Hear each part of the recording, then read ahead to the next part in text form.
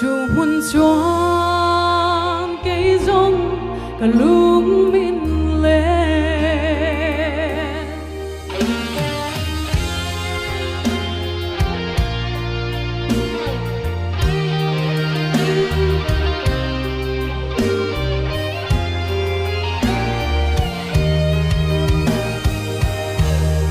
Sing nun vun lai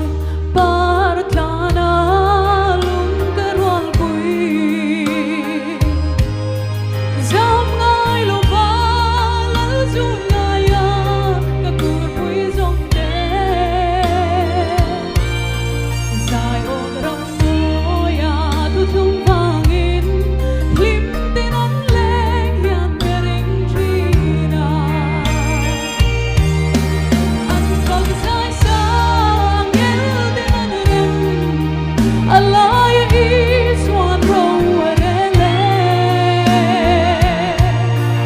an ta she om blum nai na ten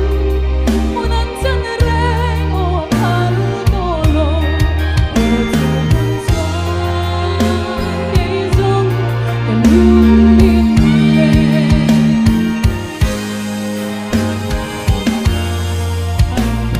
Ri la an lên na lai tuan luang phi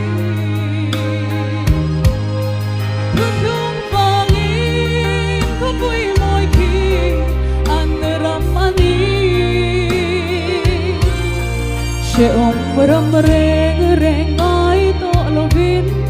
lim tin an leng hian ka ring trina an fog sai sang el tin an rem alai is one row rele an ta she om lung ngai na ten mun an san reng o phal to lo o chu hun chuan cây rong cả lung min lên cây bộ chu hun theng turin ra ma ya mu sin le soi chian te karal thuam ni se nakin galom na ti zwal turan lim ten min thir hian ka ring trina an fog sai sang el tin an rem alai is one row rele an ta she om lung ngai na ten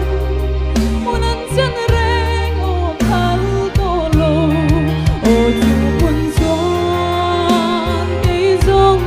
cả lung min lên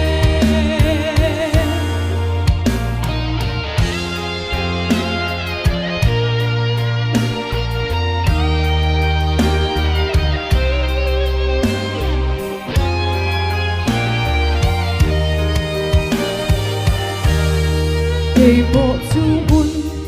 theng turin ra ma ya mu sin le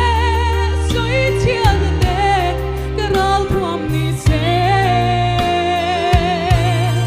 nakin galom na ti zwal turan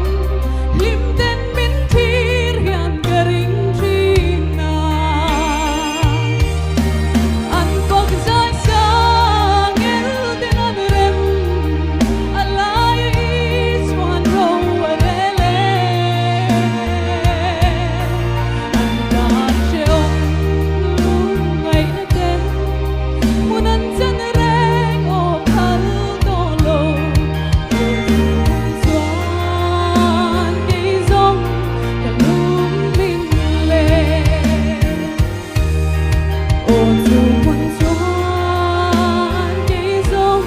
cả lung min lên.